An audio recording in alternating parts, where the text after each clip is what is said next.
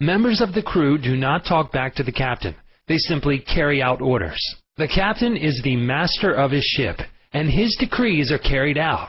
Likewise, your conscious mind is the captain and the master of your ship, which represents your body, environment, and all your affairs.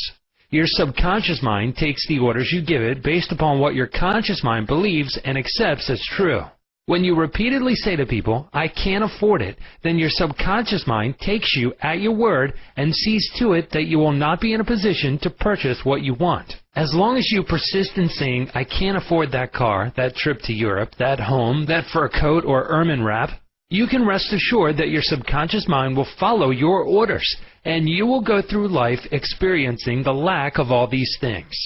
Last Christmas Eve, a beautiful young university student looked at an attractive and rather expensive traveling bag in a store window. She was going home to Buffalo, New York for the holidays. She was about to say, "I can't afford that bag," when she recalled something she had heard at one of my lectures, which was, never finish a negative statement. Reverse it immediately and wonders will happen in your life. She said, "That bag is mine. It is for sale. I accept it mentally and my subconscious sees to it that I receive it." At 8 o'clock Christmas Eve, her fiancé presented her with a bag exactly the same as the one she had looked at and mentally identified herself with at 10 o'clock the same morning. She had filled her mind with the thought of expectancy and released the whole thing to her deeper mind, which has the know-how of accomplishment. This young girl, a student of the University of Southern California, said to me, "I didn't have the money to buy that bag, but now I know where to find money and all the things I need, and that is in the treasure house of eternity within me." Another simple illustration is this. When you say, "I do not like mushrooms," and the occasion subsequently comes that you are served mushrooms in sauces or salads, you will get indigestion because your subconscious mind says to you, "The boss, your conscious mind, does not like mushrooms." This is an amusing example of the outstanding differences and modes of operation of your conscious and subconscious minds. A woman may say, "I wake up at 3 o'clock if I drink coffee at night." Whenever she drinks coffee, her subconscious mind nudges her as if to say, "The boss wants you to stay awake tonight." Your subconscious mind works 24 hours a day and makes provisions for your benefit, pouring all the fruit of your habitual thinking into your lap. How her subconscious mind responded. A woman wrote me a few months ago as follows. "I am 75 years old, a widow with a grown family. I was living alone and on a pension. I heard your lectures on the powers of the subconscious mind, wherein you said that ideas could be conveyed to the subconscious mind by repetition, faith, and expectancy. I began to repeat frequently with feeling, 'I am wanted. I am happily married to a kind, loving, and spiritual-minded man. I am secure.' I kept on doing this many times a day for about 2 weeks, and one day at the corner drugstore I was introduced to a retired pharmacist. I found him to be kind, understanding, and very religious. He was a perfect answer to my prayer. Within a week he proposed to me, and now we are on our honeymoon in Europe. I know that the intelligence within my subconscious mind brought both of us together in divine order."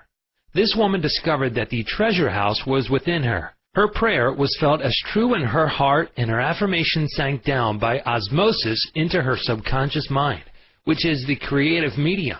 The moment she succeeded in bringing about a subjective embodiment, her subconscious mind brought about the answer through the law of attraction.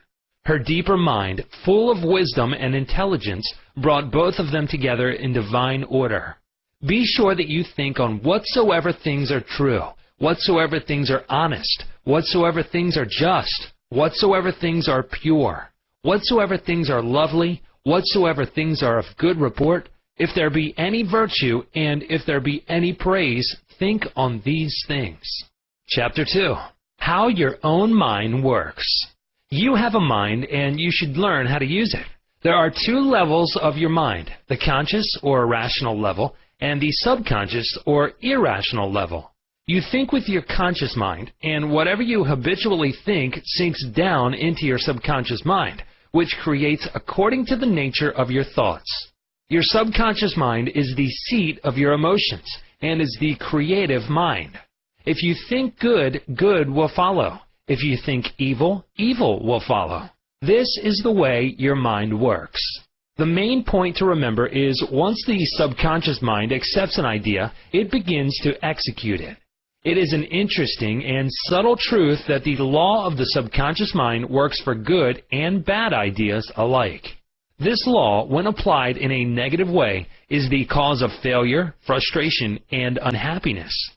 However, when your habitual thinking is harmonious and constructive, you experience perfect health, success, and prosperity.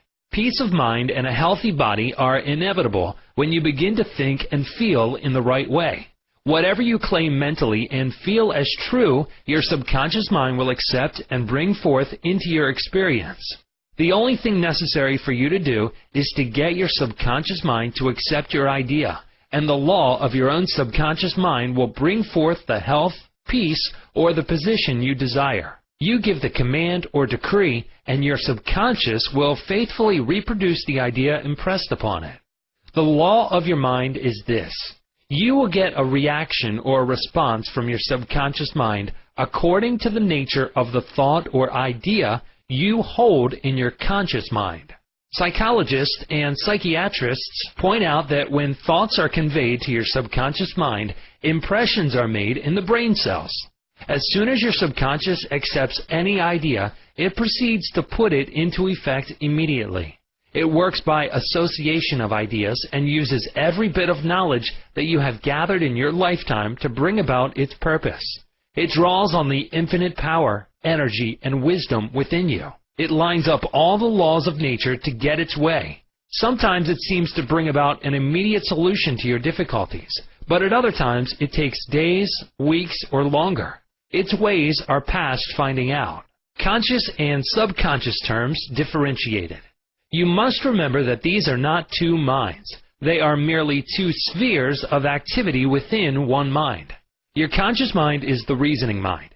It is that phase of mind which chooses. For example, you choose your books, your home, and your partner in life. You make all your decisions with your conscious mind. On the other hand, without any conscious choice on your part, your heart is kept functioning automatically, and the process of digestion, circulation, and breathing are carried on by your subconscious mind through processes independent of your conscious control. Your subconscious mind accepts what is impressed upon it, or what you consciously believe. It does not reason things out like your conscious mind, and it does not argue with you controversially. Your subconscious mind is like the soil, which accepts any kind of seed, good or bad. Your thoughts are active and might be likened unto seeds. Negative, destructive thoughts continue to work negatively in your subconscious mind, and in due time will come forth into outer experience which corresponds with them. Remember, your subconscious mind does not engage in proving whether your thoughts are good or bad, true or false, but it responds according to the nature of your thoughts or suggestions. For example, if you consciously assume something is true, even though it may be false, your subconscious mind will accept it as true and proceed to bring about results, which must necessarily follow, because you consciously assumed it to be true. Experiments by psychologists. Innumerable experiments by psychologists and others on persons in the hypnotic state have shown that the subconscious mind is incapable of making selections and comparisons which are necessary for a reasoning process. They have shown repeatedly that your subconscious mind will accept any suggestions, however false. Having once accepted any suggestion, it responds according to the nature of the suggestion given. To illustrate the amenability of your subconscious mind to suggestion, if a practiced hypnotist suggests to one of his subjects that he is Napoleon Bonaparte, or even a cat or a dog, he will act out the part with imitable accuracy. His personality becomes changed for the time being. He believes himself to be whatever the operator tells him he is. A skilled hypnotist may suggest to one of his students in the hypnotic state that his back itches, to another that his nose is bleeding, to another that he is a marble statue, to another that he is freezing and the temperature is below zero. Each one will follow out the line of his particular suggestion, totally obvious to all his surroundings, which do not pertain to his idea. These simple illustrations portray clearly the difference between your conscious reasoning mind and your subconscious mind, which is impersonal, non-selective, and accepts as true whatever your conscious mind believes to be true. Hence the importance of selecting thoughts, ideas, and premises which bless, heal, inspire, and fill your soul with joy. The terms objective and subjective mind clarified. Your conscious mind is sometimes referred to as your objective mind because it deals with outward objects. The objective mind takes cognizance of the objective world. Its media of observation are your 5 physical senses. Your objective mind is your guide and director in your contact with your environment. You gain knowledge through your 5 senses. Your objective mind learns through observation, experience, and education. As previously pointed out, the greatest function of the objective mind is that of reasoning. Suppose you are one of the thousands of tourists who come to Los Angeles annually. You would come to the conclusion that it is a beautiful city based upon your observation of the parks, pretty gardens, majestic buildings, and lovely homes. This is the working of your objective mind. Your subconscious mind is oftentimes referred to as your subjective mind. Your subjective mind takes cognizance of its environment by means independent of the 5 senses. Your subjective mind perceives by intuition. It is the seat of your emotion and the storehouse of memory. Your subjective mind performs its highest functions when your objective senses are in abeyance. In a word, it is that intelligence which makes itself manifest when the objective mind is suspended or in a sleepy, drowsy state. Your subjective mind sees without the use of the natural organs of vision. It has the capacity of clairvoyance and clairaudience. Your subjective mind can leave your body, travel to distant lands, and bring back information oftentimes of the most exact and truthful character. Through your subjective mind, you can read the thoughts of others, read the contents of sealed envelopes, and close safes. Your subjective mind has the ability to apprehend the thoughts of others without the use of the ordinary objective means of communication. It is of the greatest importance that we understand the interaction of the objective and subjective mind in order to learn the true art of prayer. The subconscious cannot reason like your conscious mind. Your conscious mind cannot argue controversially. Hence, if you give it wrong suggestions, it will accept them as true and will proceed to bring them to pass as conditions, experiences, and events. All things that have happened to you are based on thoughts impressed on your subconscious mind through belief. If you have conveyed erroneous concepts to your subconscious mind, the sure method of overcoming them is by the repetition of constructive, harmonious thoughts frequently repeated which your subconscious mind accepts, thus forming new and healthy habits of thought and life, for your subconscious mind is the seat of habit. The habitual thinking of your conscious mind establishes deep grooves in your subconscious mind. This is very favorable for you if your habitual thoughts are harmonious, peaceful, and constructive. If you have indulged in fear, worry, and other destructive forms of thinking, the remedy is to recognize the omnipotence of your subconscious mind and decree freedom, happiness, and perfect health.